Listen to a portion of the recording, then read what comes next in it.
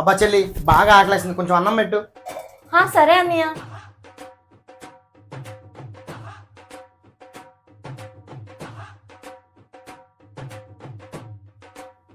అన్నయ్య సరే కానీ కర్రీ ఎవరు చేసే చెల్లి? నేనే అన్నయ్య. నువ్వెప్పుడు నేర్చుకున్నావు చెల్లి కర్రీ? నేర్చుకున్నాను అన్నయ్య, బాగుండాను, తిను.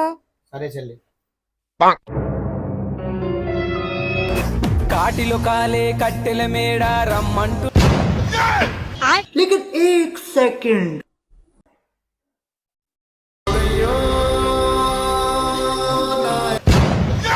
పాటలు వినిపిస్తున్నాయి చెల్లి? లేదన్నయ్య, నాకేం వినిపించట్లేదు. నాకే వినిపిస్తుందా?